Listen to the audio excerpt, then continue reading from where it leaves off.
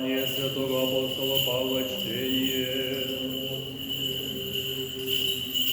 Братья, сея скудостью пожне, а сея в благословении пожне, пожду якоже изволение от сердцем, не от скорби, не от нужды.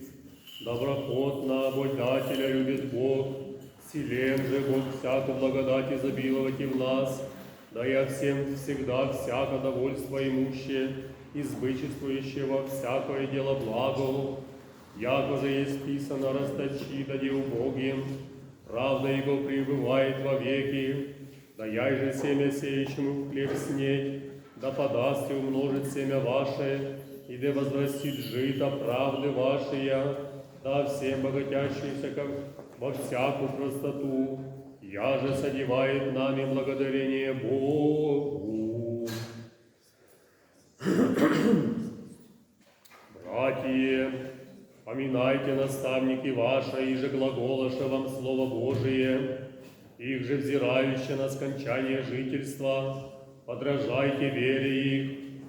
Иисус Христос вчера и днесь той же и во веки, и научение странное и различно не прилагайтеся, добробу благодати утверждайте сердца, а не брашны, от них же не прияжа пользы, родившейся в них.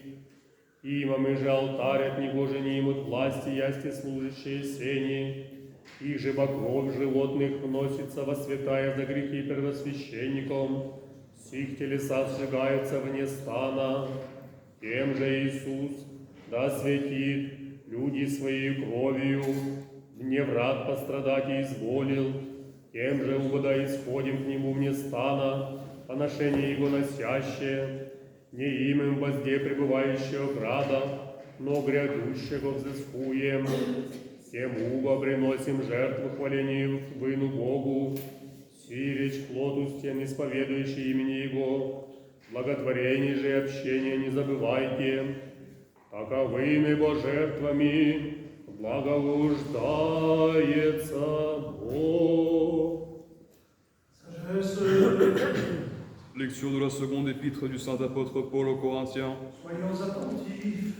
Frères, sachez-le, qui sème chichement moissonnera chichement, qui sème largement moissonnera largement, que chacun suive la résolution de son cœur, sans regret ni contrainte, car Dieu aime celui qui donne avec joie, et Dieu a le pouvoir de vous combler de toutes sortes de grâces, afin qu'ayant toujours en toutes choses ce qu'il vous faut, il vous reste du superflu pour toute bonne œuvre, ainsi qu'il est écrit, il fait largesse, il donne aux pauvres, sa justice demeure à jamais.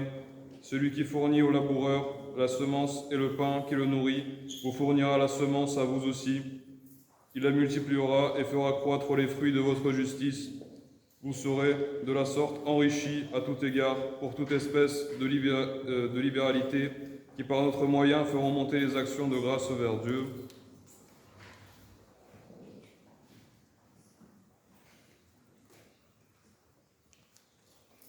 Frères, souvenez-vous de vos chefs qui vous ont fait entendre la parole de Dieu et considérant l'issue de leur carrière, imitez leur foi.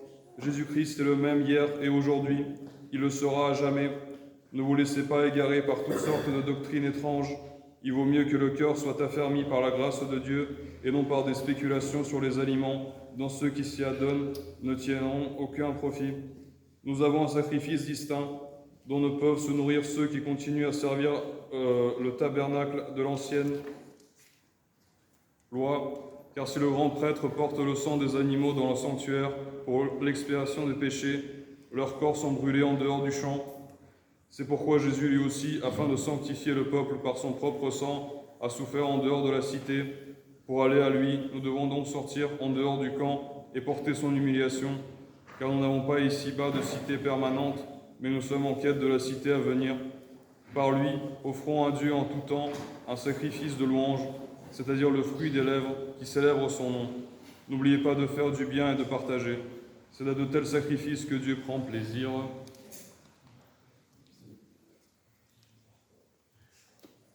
Мир вам читаешь. И духове Твоему. Прости, услышимся также Евангелия мира всем.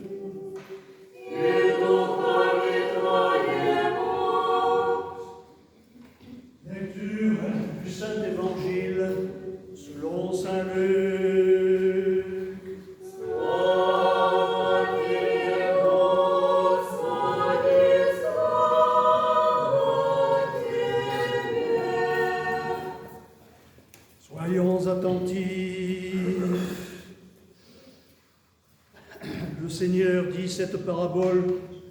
Le semeur est sorti pour semer sa semence. Tandis qu'il semait, une partie du grain est tombée le long du chemin. On l'a foulée aux pieds et les oiseaux du ciel l'ont mangée. Une autre est tombée sur le roc où à peine levée, elle s'est desséchée, faute d'humidité. Une autre est tombée au milieu des épines et les épines croissantes avec elles l'ont étouffée.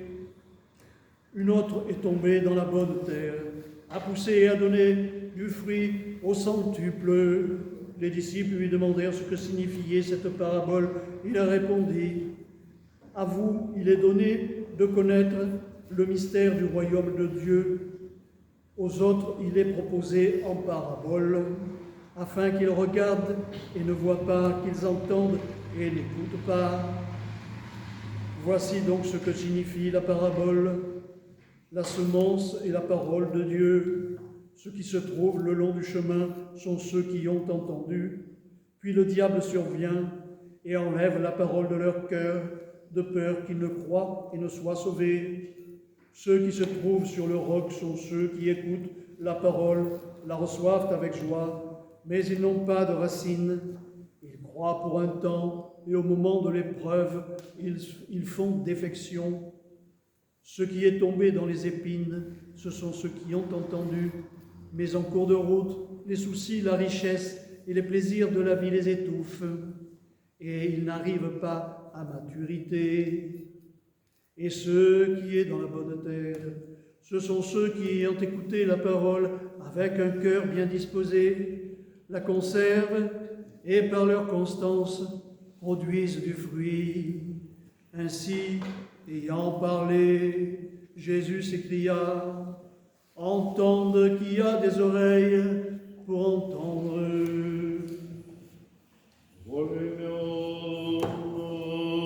Возведи, Иисус, очи свои на небо и вечер.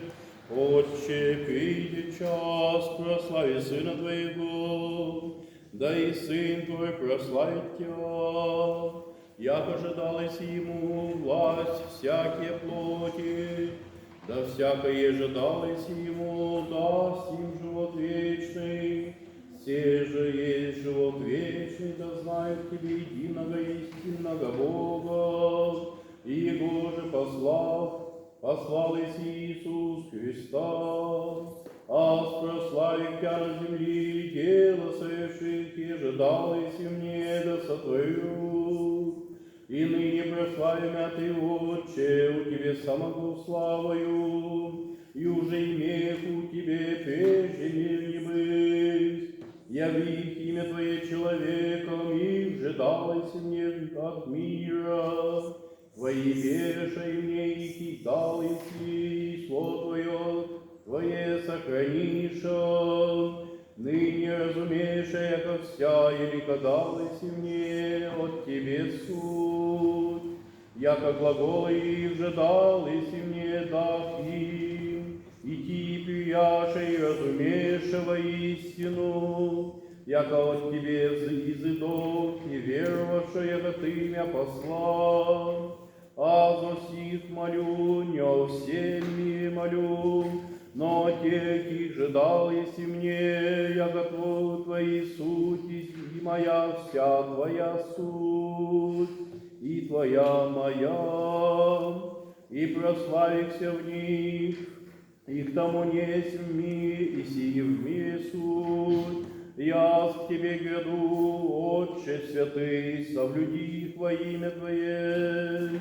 Их же дал, если мне, да будут едино, яко же и мы. Их да всех с ними в мире, а соблюдах их во имя Твое.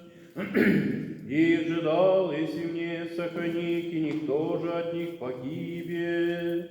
Токма сын погибельный, да сбудется Писание. Ныне же к Тебе гряду, и сия глаголю в мире. Да имут радость мою исполненную в себе.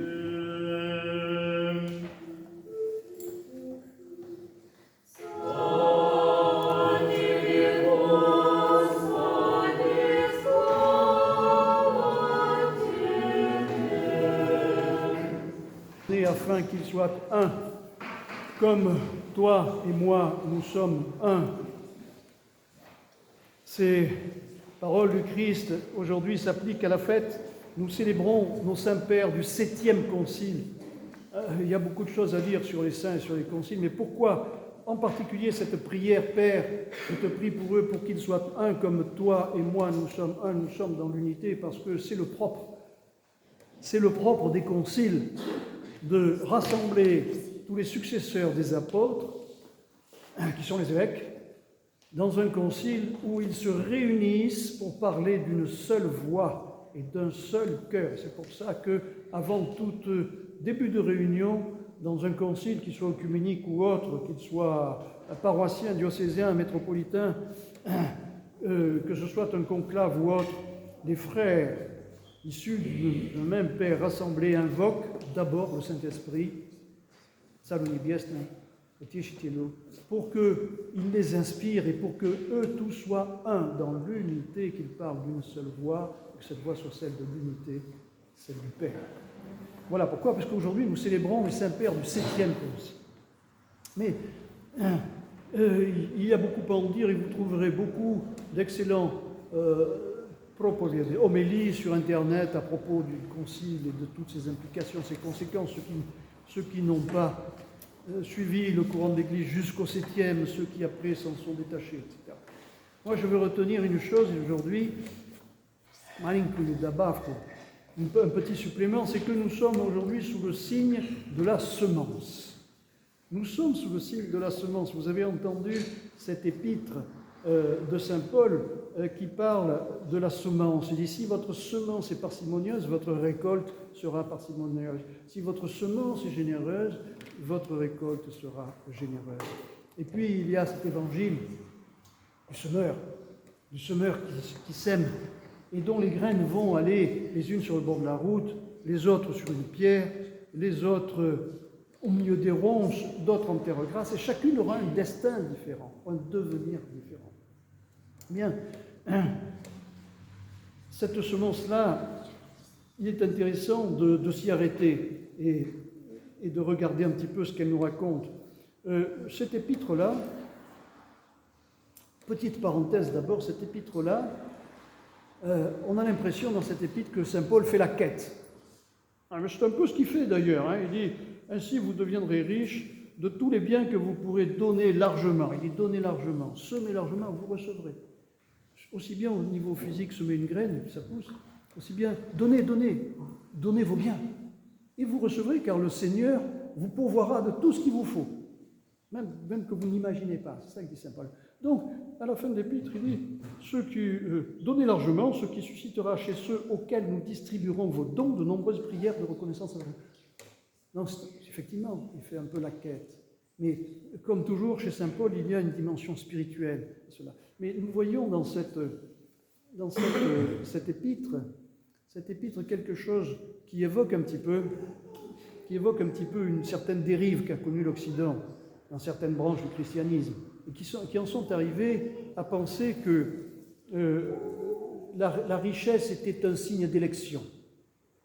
Que la richesse était un signe d'élection. Et qui, en ce sens-là, ont un petit peu durci, se sont fermés à la présence de l'Esprit, alors que ce que nous propose saint Paul, c'est de casser la coque et de nous ouvrir à la venue de l'Esprit Saint. C'est ça la semence dont il est question et dont nous parle l'Évangile. Mais pour ce qui est des dons dont parle saint Paul, n'oubliez pas cette sainte parole, tout ce qui n'est pas donné est perdu. Tout ce qui n'est pas donné est perdu à jamais. Et souvenez-vous de ça à propos de tout, à toute échelle, quel que soit le niveau où vous considérez ça. Et cet évangile du semeur nous donne la réponse, nous confirme le sens que donne saint Paul à cette semence. Cette semence, ces biens que vous donnez, les biens que vous donnez, saint Paul les assimile à une semence, c'est-à-dire quelque chose que vous semez et qui va vous rapporter, et qui va rapporter quelque chose. Et Saint Paul dit, ça ne rapporte pas à vous directement, ça rapporte à vos frères et sœurs, et eux vous rapportent plein de grâce par leur prière. Eh bien, ce que l'Évangile confirme, c'est que cette semence, la semence, c'est la parole de Dieu. La semence, c'est la parole de Dieu. La semence, c'est le Verbe. Et le Christ l'explique en disant à propos de la terre grasse, la semence tombée dans la bonne terre, ce sont ceux qui ont écouté la parole, la retiennent dans un cœur honnête et bien disposé, et persévèrent, et ainsi ils portent du fruit. Alors, on reviendra un peu plus loin sur la notion de persévérance, qui sous-entend la notion de travail. Ce n'est pas tout de recevoir le Verbe, il faut en faire quelque chose. Et là, le Christ donne bien le sens de la semence. Si une semence est déposée en terre, si une semence, pour ce qui est de la graine, si une semence est déposée dans un cœur, pour ce qui est du Verbe, c'est pour qu'il donne du fruit. C'est ce que dit le Christ, de sorte qu'il porte du fruit.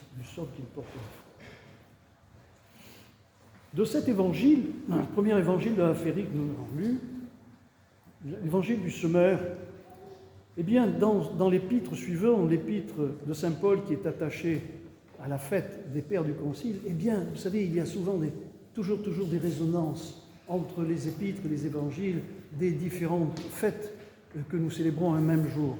Et Saint Paul,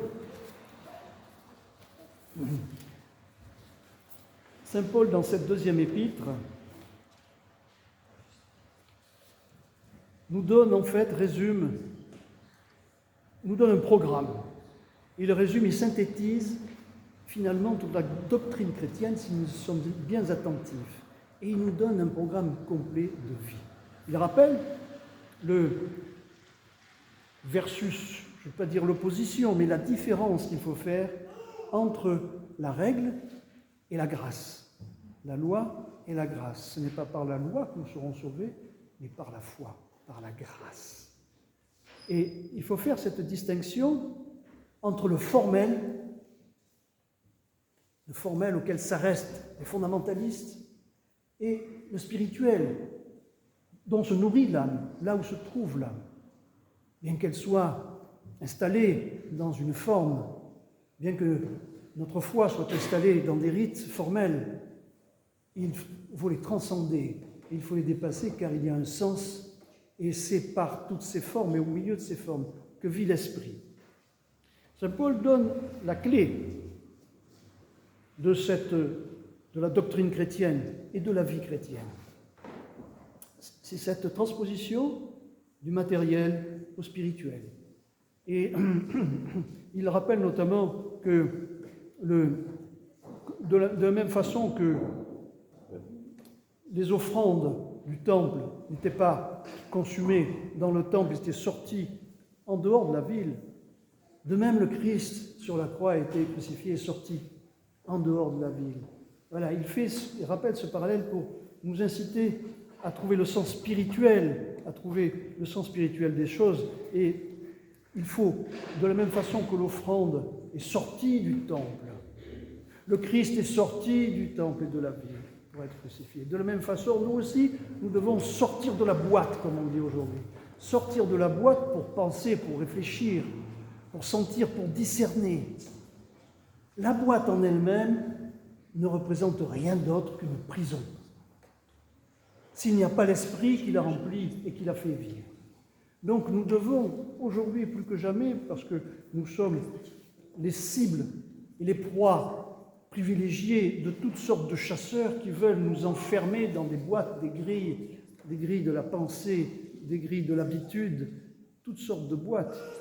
Même notre Église peut être une boîte, si dedans notre âme n'y trouve pas sa nourriture. Alors, d'ailleurs, je voudrais faire une parenthèse à propos de cette boîte, de cette prison. Les bâtisseurs de cathédrales, dont j'ai rencontré la semaine dernière des représentants encore vivants, qui sont les compagnons de devoir, pour l'anniversaire de la construction d'une grande église catholique romaine. Bon. ici dans la région, les bâtisseurs des cathédrales, eux, ont toujours eu cette terrible angoisse de construire des prisons. Ils vivent tout le temps la construction avec cette terrible angoisse de ne construire que des prisons pour tous ceux qui vont les utiliser. Les cathédrales qu'ils ont construites pouvaient leur sembler des prisons. Ils avaient ce sentiment et cette crainte que ça ne soit que ça pour les gens qui allaient venir. Alors ils ont disposé des clés. Et parmi ces clés, je voudrais vous en donner une, des clés, ils ont accroché, ces bâtisseurs de cathédrales, des clés partout sur les murs de la prison, de façon à ce que celui qui entre et qui s'y sent enfermé trouve la clé pour en sortir. Mais pour trouver la clé, il faut la chercher, il faut faire preuve de discernement, il faut poser des questions, il faut chercher. L'âme qui cherche trouvera la clé. Dans cette prison-là, cette belle prison qui est un symbole du cosmos. Une des plus belles clés, on la trouve dans certaines cathédrales, elle est au sol. Curieusement, elle est au sol. Comme à Chartres, par exemple, et d'autres lieux. Et cette clé-là, entre autres, il y en a d'autres, mais celle-là est parlante, c'est un labyrinthe. Et le pèlerin qui fait son pèlerinage, c'est-à-dire le chrétien qui s'avance dans la voie, qui s'approche vers Dieu et qui veut aller à la rencontre de la divinité, le connaître Dieu, il accomplit ce chemin par le labyrinthe. Et il a l'impression de s'y perdre. Et il se dit, mais où est la sortie de cette prison? Eh bien, il y en a une. Elle est au centre. La clé, la sortie de toute prison sur terre, elle est au centre de nous. Et c'est par le haut. C'est la verticale. Voilà une des clés on ne peut plus parlantes que nous donnent ces dignes et nobles travailleurs et compagnons. Eh bien, le chrétien aussi doit faire un travail à leur image. Un travail, il a des devoirs, le chrétien. On entend parler que les chrétiens ont un devoir. Mais c'est quoi le devoir du chrétien? Et quel est le travail qu'il doit faire? Le devoir du chrétien, c'est celui qui a reçu la graine. Il va falloir qu'il la restitue au centuple. Et comment faire? Alors Saint Paul nous donne les clés, nous donne un moyen, nous donne la méthode. Saint Paul parle de la prière. La méthode, c'est la prière.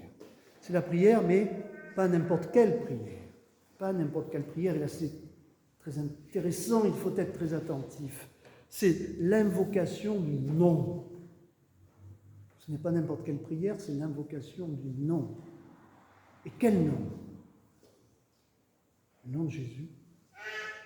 Et l'Évangile nous donne la solution. L'Évangile, le dernier Évangile, l'Évangile de Luc, nous donne la solution et il nous dit quel nom, de quel nom il s'agit.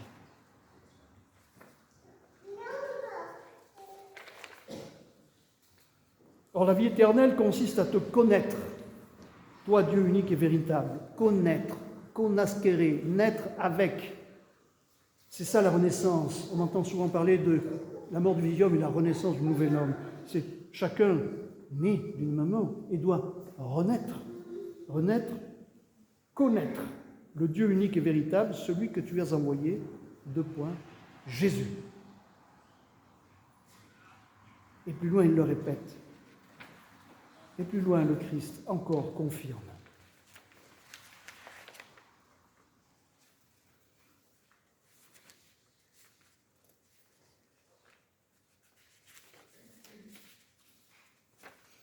Père Saint, garde-les par le pouvoir de ton nom, celui que tu m'as donné. Père Saint, garde-les, il parle de ses apôtres, à qui il confie au Père. Père, je te prie, cet évangile qui a été lu de Jean, Père, je te prie pour ceux que tu m'as donnés, ce qui était à toi est à moi, ce qui est à moi est à toi, tu me les as donnés pour que je les garde, je les ai gardés, aucun ne s'est perdu.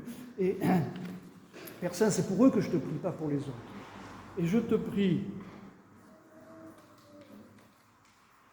je les ai gardés. Comment je les ai gardés? Par le pouvoir de ton nom, celui que tu m'as donné.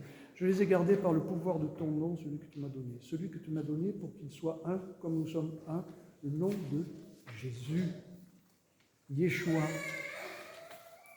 Le nom de Jésus. Et là, ce que dit saint Paul nous rappelle toute la tradition chrétienne, la tradition de nos pères, au cœur de laquelle il y a, nous en avons parlé, on peut trouver, nous en avons parlé déjà, les icasmes. Qu'est-ce que c'est que les icasmes? Les hésychastes, nos frères hésychastes, ceux qui le sont ceux qui pratiquent une certaine ascèse, bien sûr. Un engagement monastique, bien sûr, ou pas d'ailleurs. Il y a des hésychastes dans la vie civile qui ne sont pas moines, qui sont mariés, qui ont des enfants. Mais ils pratiquent une vie d'ascèse, de prière et de quête de la divinité. Et sans arrêt, ils répètent cette prière de Jésus. Parfois, dans l'Occident perdu, on entend la prière du cœur. Non, c'est une prière qui vient du cœur, qu'on fait dans le cœur. Et c'est la prière de Jésus. Pardon, la prière de Jésus. La prière à Jésus. Pardon, je vais y arriver. C'est la prière à Jésus. Au cœur de cette prière, il y a l'invocation du nom de Jésus. C'est par la prière et l'invocation du nom sacré. Et le nom de Jésus, pour nous, tout chrétiens, est sacré. Il est sacré dans quel sens? Il est sacré dans quel sens? Est-ce qu'il est sacré parce que c'est quelque chose qu'on ne peut pas toucher, qu'on met dans une vitrine, qu'on regarde de loin, devant lequel éventuellement on peut faire des excursions ou des présentations? Mais c'est sacré, on ne peut pas le toucher. Non, il est sacré parce qu'il est effectif, il produit du fruit. Il est sacré parce que, par sa puissance de ce nom, il met celui qui l'appelle, qui le prononce, en contact avec la divinité au travers de ses énergies. Et c'est cette prière-là, c'est à cette prière-là que nous engage Saint Paul. L'invocation du nom. Alors Saint Paul prend la précaution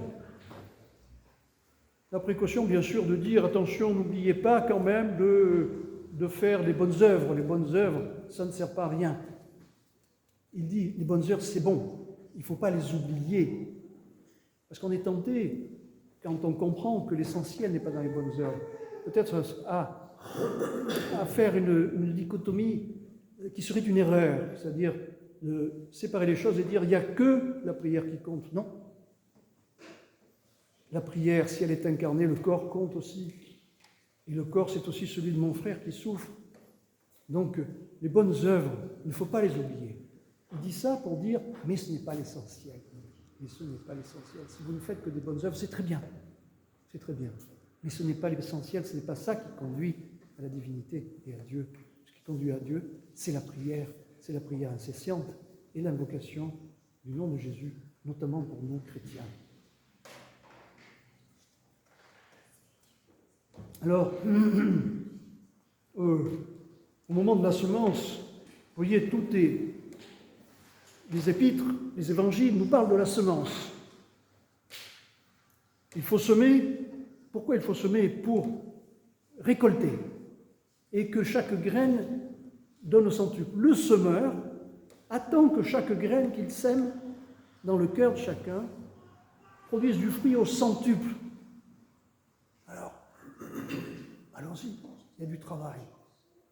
Il y a du travail à faire. Et après le semis, après l'éclosion, il y a le temps de la récolte. Il y a le temps de la récolte. Après la moisson de l'été, on compte. Shitain, rashitain, sashitain. Alors, toi tu as produit quoi? On compte. Toi tu as produit quoi? Toi tu as produit quoi? Eh bien, il ne faut pas en avoir peur.